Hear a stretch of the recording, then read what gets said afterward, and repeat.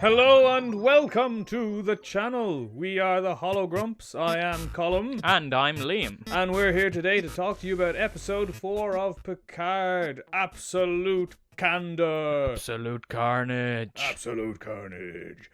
But before you do that, obviously, like and subscribe to our channel if you want to see more of our content. Send us a comment as well. We're always happy to discuss with people who comment on our pages. And if you have any suggestions for videos or topics to review, we're more than happy to look at those as well. And also, before we start, we also do a live stream after every episode of Star Trek Picard, so feel free to tune in and check us out. And before we begin, there will be spoilers in this review because all our reviews are full of spoilers, so steer clear if you haven't seen the episode. We're riddled with them. Riddled. So the episode opens 14 years in the past, and Picard is visiting the planet of Vashti in the Beta Quadrant, and there are Romulans there. Romulans asunder. It's a planet that has an order of female nun assassins. I forget the name of them, and it's of course women only. We don't know why, but it might have something to do with the name of the planet, which is Vashti, which is likely named after a Persian queen and feminist icon who refused to obey her husband, the king. So, among the nuns, there's actually a young boy who's being trained as well. He's being trained because his family was all killed, and they're just holding him there while he's being rehoused, I suppose is the correct word. His name's Elnor, but for purposes of this video, we'll be calling him Elrond for the rest of the show, because he becomes Elrond. Picard presents young Elrond with The Three Musketeers by Alexander Dumas. The scene's actually enjoyable, because it's very reminiscent of past Next Generation, reaching out to impoverished people. The scene was an interesting insight into the mindset of Romulans as well, when one of the Romulans actually says, "A promise is a prison. Do not make yourself another's jailer." It's an interesting point of view. Yeah, and it was also a nice development on the part of Picard, seeing him as this person that now interacts fondly with children. And I thought that's the type of development we should have been looking at, more so than this kind of dark take on Star Trek. But of course, I doubt Patrick Stewart would have signed on to do the uplifting show about Jean-Luc Picard, so this is what we get. But it was really nice to have this scene, and it's nice to know that he did develop like that. Even after, of course, in the TNG episode, when he was transformed into a boy, perhaps the traumatic loss of his brother and his nephew had a profound impact on him moving forward. And that's why he grew so attached to Elrond. You actually see him reading a passage of The Three Musketeers to him. There actually seems to be a weird, heavy reference to hardback books. There's lots of examples of people reading paperback books instead of data pads or audiobooks. I mean, theoretically, you could have anyone's voice as a book in that day and age. So then we get past the opening credits, which states that Michael Chabon is the sole writer for the episode, as far as we can tell. And, of course, the episode is directed by the great Jonathan Frakes, who seems to be happy to lend himself out to even things like the Orville. So he's single and willing to mingle. Just to be clear, Jonathan Frakes is Commander Riker. Okay, just in case you weren't sure about the name, just, yeah, not everyone's great on the names of the actors. I know I'm not, to be honest. Yeah. Okay, so then we open up to Girardi meeting Rios on the bridge of the HMS Grande, the Lagarve. I don't. We keep forgetting the name of the ship. The Serenity. Could be. Because apparently we're in Firefly now with the way these people talk. Yeah. We're just going to call it the HMS Grande because we keep meaning to write it down and we keep forgetting. So Girardi meets Rios on the bridge of the HMS Grande, and they have this stupid conversation about space, which again just shows how much this show doesn't breathe, because I always tune out. It's not an actual conversation. It's more just two people stating things at each other. It's like, I thought there'd be more to it, but space is obviously space. It's not like it's a great whatever. Okay, as opposed to a conversation like, did you ever just look up and wonder what's out there and think what is waiting to be discovered? And then it's space. Space is empty. That's great, because space has nothing in it.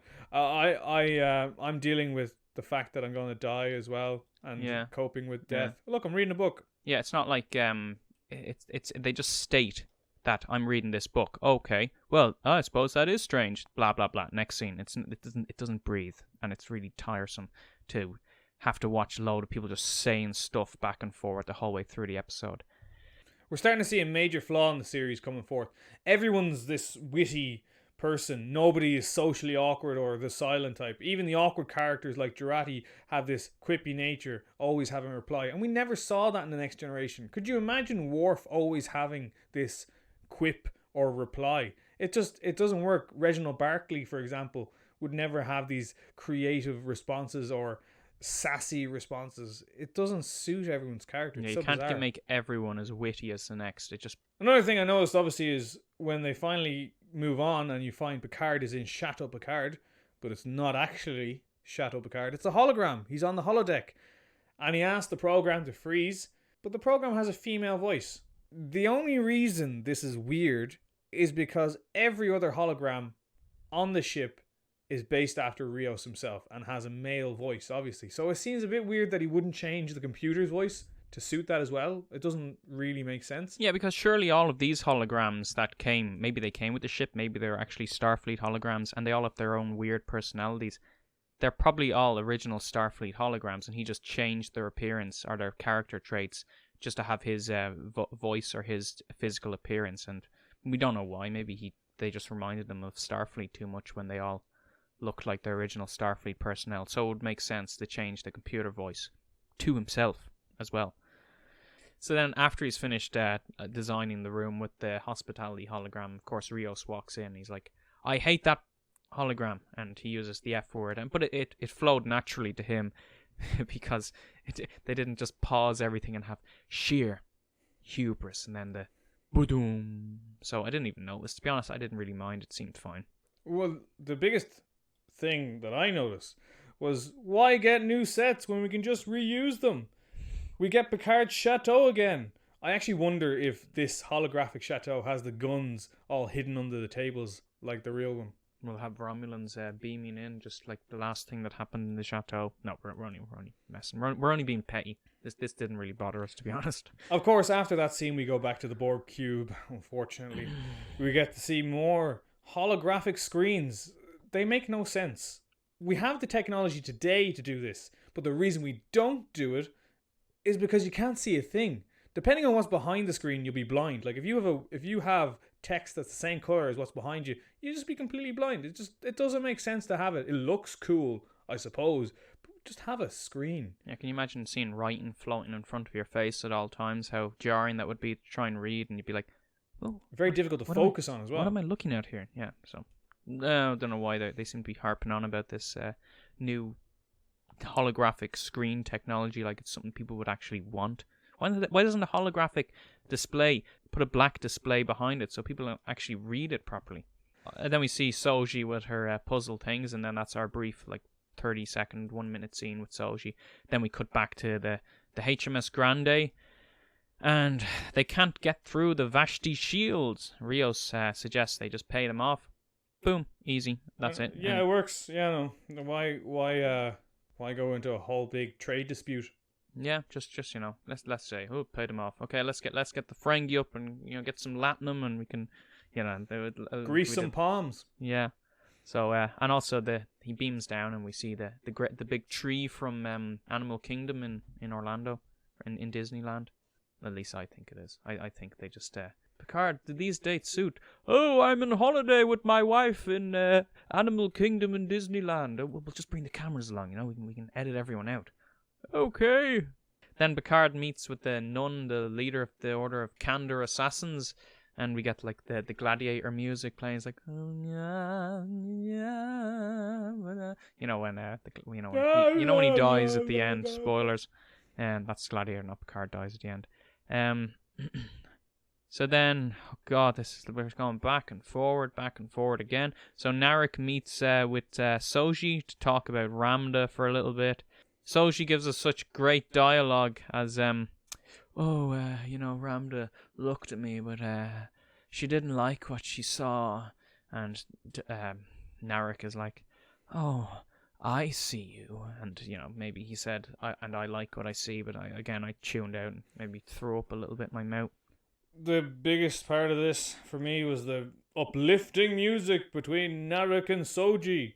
The scene is terrible. In my opinion, it's terrible. It's as if Frakes saw that he had to put the scene in and just said, "Oh, to hell with it, I'll just put music over this scene to make it less awkward." It's like, how do we make the scene more interesting? Get some of the troll pie in the background. Yeah, really jaunty peasant music that you'd expect a bard to be playing in an RPG. But it doesn't let up at all. We're forced to listen to it and endure the awkward sliding around on a Borg cube. He's trying to seduce her and then he just blatantly calls her a liar. Like, what is he building up to? And the music doesn't change. It still says this jolly peasant tavern music, and he's like, what did he even say at the end? He's like, "I know your secret," or something stupid like that, and you can still hear the and then the scene just ends. And then we're back to Picard talking to the nun, and he tells her that he's taking on the Tal Shiar alone, and I'm like, what is going on here? I thought he was taking on the Zat Vash. Or is he trying to find Maddox? But of course, now he knows where Maddox is. So does Picard think Raffi's lying, that Maddox isn't there? And he's like, what am I watching? What is the plot of this show? What's going on? What's his objective here? To find Maddox, to take down the Tal Shiar, to destroy the Zat Vash, to uncover secrets? So anyway, Picard finds out that he's able to beam up. He tries to convince Elrond to join him, but he accidentally starts a race war, which is a bit awkward. He goes to the local tavern and he takes out the sign that says Romulans only. Has this Romulan senator come up to us and say, "Oh, what are you doing here? You ruined our people. Oh, how dare you? You divided our nations." And Picard's like, "Oh, of course I didn't. I never meant to do that. I'm so sorry. I grieve."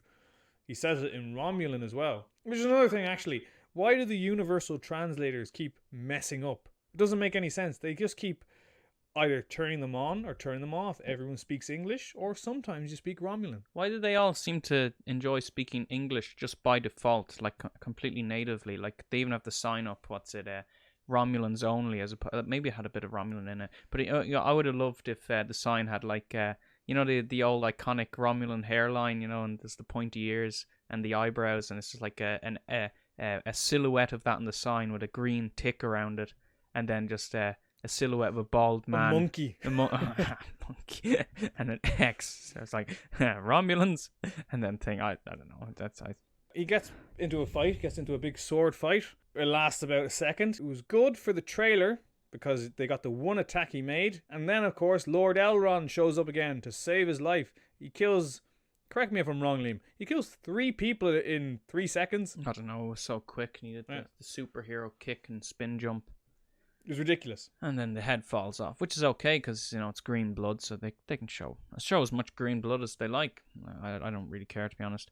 And then they beam back to the ship, and Picard gives out. He gives the dog's abuse to Elrond, saying he didn't deserve to die. He was going to kill me, but you killed him, and if you pledge your sword to me, you have to do what I say.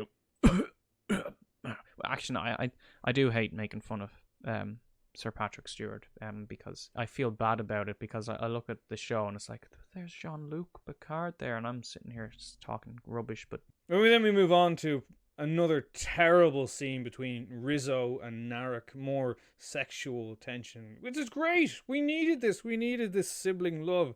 Clearly they did this because they are so in love with Game of Thrones, but it just comes off as weird. She starts like choking him and he can't do anything about it, despite the fact that if someone's choking you with one hand, it's not that hard to get out of it. No, she had both hands on him. One at the back though. But thankfully this scene ends. I don't even want to talk about the scene. I'm just going to move on. Thankfully, it just ends. The best thing this scene did was end. Yes. Now, it is pretty cool to get back to the HMS Grande and get to see an original series warbird. Woo. Yeah, it's Except great. Without the paint. Without the warbird painted onto it. It's nice of them to use the right content and not to change it. And then during the fight, I thought this was very funny, and I do like all the Rios holograms. I think they're very funny, even in hindsight. I suppose if they're going to make fun of every race with his hologram, I'll warm up to his racist Irish hologram saying, "Hey, Jean-Luc Picard is with the Angels." Yeah, he activates the MTH, the Mexican tactical hologram, and he may as well have just been saying, "Ay caramba," trying to fight off the Dios Romulans. míos. Dios míos. He looks really hungover for a Yeah. hologram. I thought it was You hilarious. fly, I should. Yeah. Another ship arrives to save the day and to protect the HMS Grande, and it actually is a small fighter ship, and it helps them to destroy the Romulan ship. And guess who's on it? 7 of 9. Yeah, they beam her aboard, and we're all so shocked because, well, we're supposed to be, aren't we? And she's been in the trailers. I mean, it was going to be someone, and I suppose it had to be her. Okay, my biggest issue with this show is the dialogue. Obviously, disregarding Soji and Narek for the moment, everyone seems so eloquent in a way that is unnatural. When people speak, they know exactly what to say to each other. There's no forced awkwardness because people don't know something or won't say something. Everyone just speaks their mind and then moves on. People get upset and then get over it in the next scene. It's as if there's anything we've learned, it's that Star Trek is a formula. And if you deviate from that formula, you get this. This isn't bad, but it isn't Star Trek. There's a certain pace to Star Trek that's to be expected. A problem occurs. A solution is given. The solution fails. The conflict is solved by the second solution.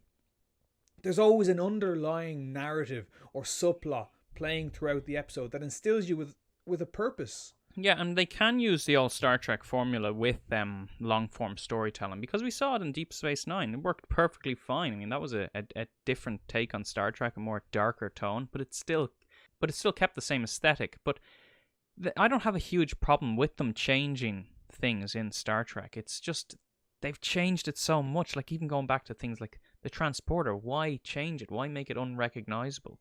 The main reason why I'm not invested in the show, and I people might think I'm being petty about it or picking on things too much, but we've both seen Star Trek Discovery. Unfortunately. Yeah, for all our sins, we've seen it. And we know that we're sitting through all this exposition for no payoff at all.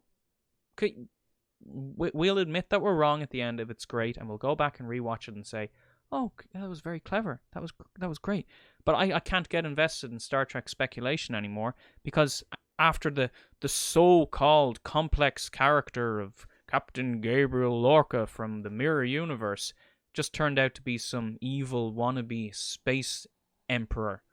Okay, and we're going to close it out there. So, if you like what you saw, if you enjoy what you listened to, give us a like, subscribe, and as always, comment as well, because we love to hear your opinions as well. And we'll definitely take under advisement anything you want us to review. For the Hologrumps, I've been Colum. And I've been Liam. Take care.